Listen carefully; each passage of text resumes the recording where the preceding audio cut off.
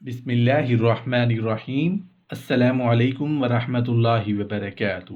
5 خطرناک ترین اعمال۔ محترم ناظرین، 5 اعمال ایسے خطرناک ہیں کہ جنتی انسان کو جہنمی بنا کے رکھ دیتے ہیں۔ یہ ایسے خطرناک اعمال ہیں کہ انسان اللہ کی قربت حاصل کرنے ہی والا ہوتا ہے، اللہ کا پسندیدہ بننے والا ہی ہوتا ہے۔ جیسے ہی ان خطرناک اعمال کا ارتکاب کرتا ہے تو آنن فانن اللہ سے دور ہو جاتا ہے، اللہ کا ناپسندیدہ بندہ بن جاتا ہے، جنت سے دور ہو جاتا ہے، اللہ کی رحمتوں کی بجائے اللہ کے عذاب کا مستحق بن جاتا ہے۔ بعض اعمال تو ایسے ہیں کہ ان کو اختیار کرنے والا جنت کی اعلیٰ درجات پر فائز ہوتا ہے، لہذا ایسے اعمال کا ہمیں علم ہونا چاہیے۔ اسی طرح بعض اعمال ایسے بھی ہیں کہ ان کو اختیار کرنے والا شخص جنت کے اعلیٰ درجات سے دور ہو کر ادنا درجات پر گر جاتا ہے، اور اس کو ملنے والی نعمتیں بھی کم رہ جاتی ہیں، کیونکہ جب بھی جنت میں مومن آدمی کا درجہ کم ہوگا تو ساتھ ہی اس کو ملنے والی نعمتیں اور سلطنت بھی اس شخص سے کم ہو جائیں گی جو اس سے ایمان میں افضل اور اعمال میں بہت آگے تھا۔ کاش کہ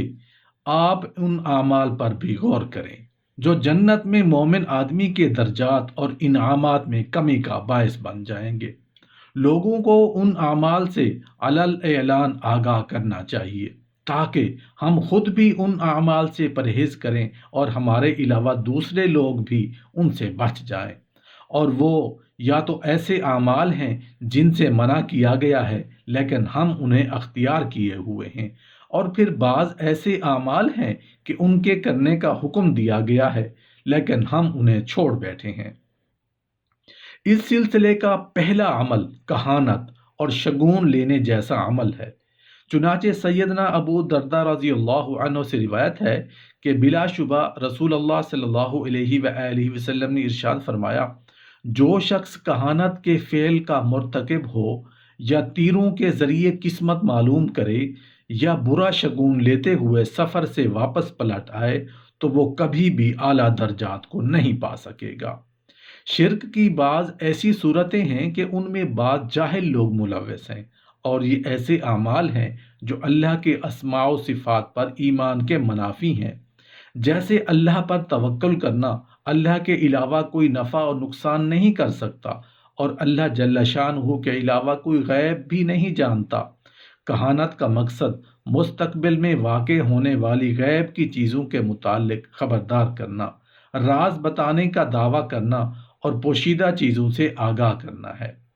دوسرا عمل خطبہ جمعہ سے پیچھے رہنے کا ہے۔ چنانچہ سیدنا سمرہ رضی اللہ عنہ سے روایت ہے کہ بلا شبہ نبی کریم صلی اللہ علیہ وآلہ وسلم نے ارشاد فرمایا، جمعہ کے اجتماع میں حاضر ہوا کرو اور امام کے قریب ہو کر بیٹھا کرو، کیونکہ جب کوئی شخص ہمیشہ دور رہتا ہے تو پھر اگر وہ جنت میں داخل ہوا بھی تو وہاں بھی دیر ہی میں داخل ہوگا۔ اہل علم نے اس حدیث کا یہ معنی بیان فرمایا ہے کہ جو شخص خطبہ سننے سے اور پہلی صف سے، جو کہ مقربین کی جگہ ہے، ہمیشہ دور رہتا ہے تو اس کی یہ عادت بن جاتی ہے، حتیٰ کہ پھر وہ جنت میں یا اس کے درجات میں داخلے کے وقت بھی کم درجوں والے لوگوں کی آخری صفوں میں شامل ہو کر تاخیر سے جنت میں داخل ہوگا۔ سیدنا عبداللہ بن عمر رضی اللہ عنہ نے فرمایا، جب کوئی بندہ دنیا میں سے کسی چیز کو حاصل کرتا ہے تو اللہ کے ہاں اس کے درجہ میں کمی واقع ہو جاتی ہے، اگرچہ وہ بندہ اس چیز پر کشادہ دلی کا مظاہرہ ہی کیوں نہ کرے۔ جناب مصطفیٰ عمارہ رحمۃ اللہ علیہ نے اس حدیث کے ضمن میں فرمایا، جب بندہ دنیا کی بھلائیوں میں کسی چیز کو حاصل کرے گا، ایک تو اللہ اس چیز پر اس بندے کا محاسبہ کرے گا، اور دوسرا اسے آخرت میں ملنے والے بلند و بالا درجات سے بھی اس سے لے لیتے ہیں۔ رسول اللہ صلی اللہ علیہ وآلہ وسلم اپنے غریب اور مفلس صحابہ کو ان کی غربت اور مفلسی پر صبر کرنے کی تلقین فرمایا کرتے تھے،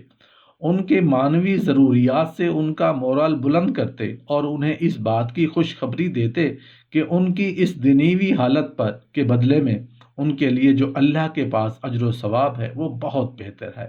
جیسا کہ سیدنا ارباز رضی اللہ عنہ نے روایت کیا ہے کہ بلا شبہ رسول اللہ صلی اللہ علیہ وآلہ وسلم نے ارشاد فرمایا، کاش کہ تمہیں اس بات کا علم ہو جائے کہ تمہارے لیے تمہارے حزن و ملال کے نتیجہ میں کیا کچھ تم سے چھپا کر ذخیرہ کیا گیا ہے، اور یقین رکھو فارس و روم ضرور تمہارے ہاتھوں فتح ہوں گے۔ اور فضالہ بن عبید رضی اللہ عنہ نے روایت کیا ہے کہ بلا شبہ رسول اللہ صلی اللہ علیہ وآلہ وسلم نے ارشاد فرمایا،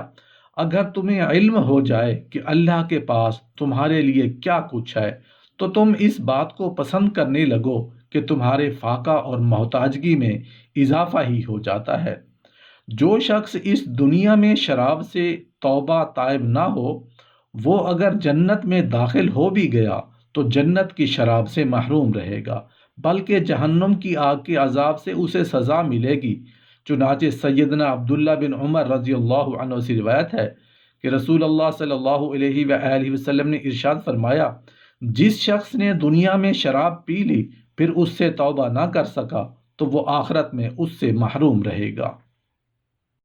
امام نووی رحمۃ اللہ علیہ نے اس شرح میں اس حدیث کے تحت فرمایا، اس کا معنی یہ ہے کہ وہ شخص جنت میں شراب پینے سے بھی محروم رہے گا اگرچہ وہ جنت میں داخل بھی ہو جائے، کیونکہ جنت کی شراب